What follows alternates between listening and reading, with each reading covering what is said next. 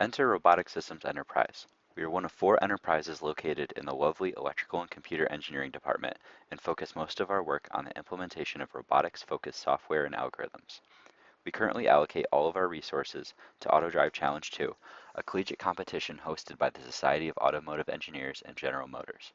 This competition challenges 10 universities across North America to build a Level 4 autonomous vehicle in 5 years. As we near the end of Year 4, I will reflect on the design achievements RSE has reached during this leg of the competition. But to better understand the achievements, it is imperative to understand what Level 4 autonomy is. SAE has created a 6-level structure for autonomy in the automotive industry. The first, Level 0, involves basic driving with warnings such as blind spot detection. Level 1 involves vehicle support in steering or speed. A common example here is adaptive cruise control. Level 2 involves supporting steering and speed. An example here is lane keep assist merged with an adaptive cruise control. Level 3 is where the autonomy begins to put in the work. Companies are beginning to publicly break into Level 3 autonomy today, with GM Super Cruise being an example. Level 4, the next step up, encompasses the deployed Waymo vehicles. This is also the level that Robotic Systems Enterprise is determined to hit. To accomplish Level 4 autonomy, Robotic Systems is broken down into 5 subteams. Human-machine interface focuses on the driver experience.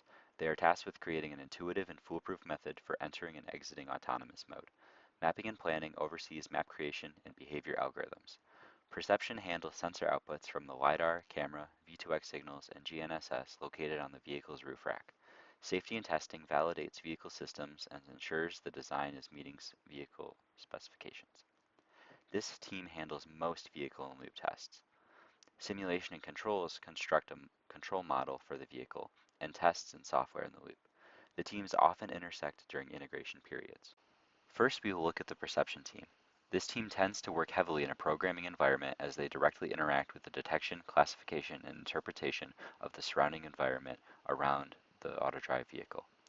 Since we are in Year 4 of the AutoDrive competition, the perception team has had less deliverables regarding basic detection and classification methods, and instead had to focus on higher level topics such as vehicle-to-anything communication, or V2X, location around the vehicle using non-GPS based sensors, and determining optimized theoretical sensor suites for various scenarios.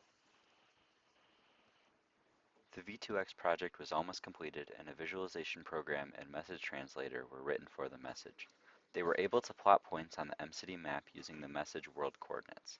This allowed visualization of what was happening with the V2X messages in real time. ITIS code decoder was completed independently. However, due to unforeseen circumstances, the V2X challenge itself would be decided to be cancelled and removed from the competition as of March 14, 2025.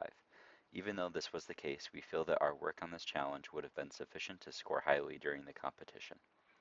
The localization challenge is the second major challenge that this team works towards. In this challenge, the GPS for an autonomous vehicle will be cut, meaning that we won't be able to rely on our precise location in order to navigate around our environment. Instead, we created a LiDAR-based system that takes in point returns from an individual LiDAR scan and overlaps them to create a map that we can navigate through, as seen in these 2 images. Additionally, each scan comes in, and we can update our current location by applying transform matrices to our last known location. The HMI has been completely redesigned from the previous year, with it having previously been a small 4-inch display with a limited number of discrete buttons, and was often unreliable due to the screen going out. Because of the size limitations, the display was mainly used to show diagnostic information. Another drawback with the original HMI was that it was housed in a cup holder, which limited the user's ability to view the screen or observe the surrounding environment. The newly designed HMI is a 7-inch touchscreen display run on a Raspberry Pi and was developed using the GUI development toolkit PyQt5. With this HMI setup, the scalability, personalization, and customizability is significantly improved. The location of the HMI has also been improved with a custom vent clip that allows the display to rest above the existing infotainment system without obstructing the view of the surrounding environment. On the left side of the HMI, the display includes a current AV stage of the vehicle, a button to enable the AV mode, a button that allows the user to begin the route after an address has been selected, a reset button, and an end route button that disables AV mode safely once the vehicle has reached its destination.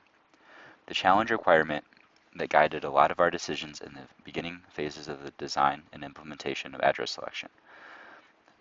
When the vehicle is not in motion and an address has not already been selected, the HMI displays an address grid of stored address points.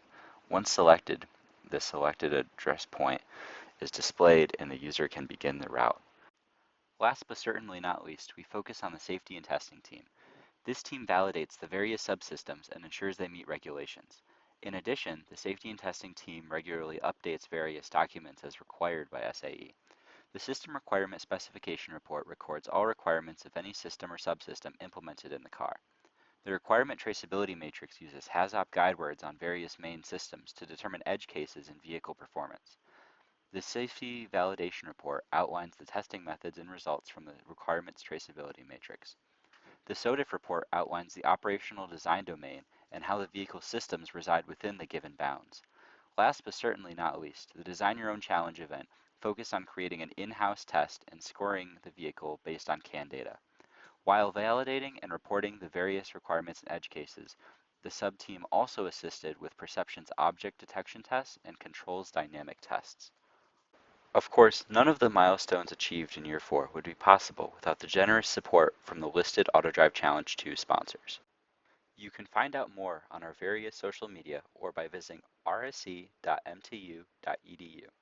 Thank you.